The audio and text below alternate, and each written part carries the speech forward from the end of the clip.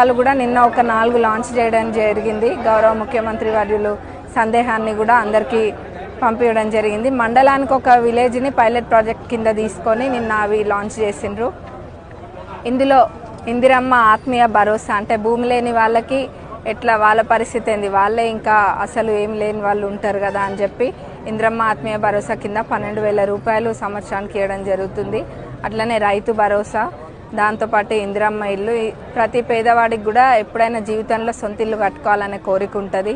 ఆ కోరికని నెరవేరుస్తూ ఇందిరమ్మ ఇల్లు కూడా నిన్న లాంచ్ చేయడం జరిగింది. ఇందిరమ్మ ఇల్లు అంటేనే ఒక ఆత్మీయత, ఎవరికైనా కానీ ఒక అనుబంధము. గతంలో కూడా చాలా గ్రామాలలో ఇందిరమ్మ ఇల్లు ఉన్నాయి. ఇప్పుడు అదే రీతిగా ఇందిరమ్మ ఇల్లు మళ్ళీ రావడం జరుగుతుంది. రేషన్ కార్డులు అయితే గత 10 సంవత్సరాలలో కూడా ఎక్కడ ఎవరికి రేషన్ కార్డులు రాలేదు. కానీ ఇప్పుడు రేషన్ కార్డులు ఇస్తున్నారు మన ప్రజాప్రభుత్వంలో. రేషన్ కార్డులు అర్హులైన ప్రతి ఒక్కరికి కూడా తప్పనిసరిగా వస్తాయి. ఇప్పుడు కేవలం ఇది స్టార్ట్ అయిందంతే, ఇది ఆగదు. అర్హులైన ప్రతి ఒక్కరికి వచ్చేదాకా రేషన్ కార్డులు అనేది ఈ ప్రాసెస్ అనేది ఆగదు. కాబట్టి ఎవరు కూడా ఆందోళన చెందొద్దు.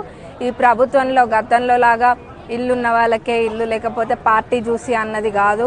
ఇది ప్రజా ప్రభుత్వము. కాబట్టి అర్హులైన వాళ్ళకే ఇల్లు అయినా ప్రభుత్వ పథకాలైనా కూడా తప్పనిసరిగా వస్తాయి.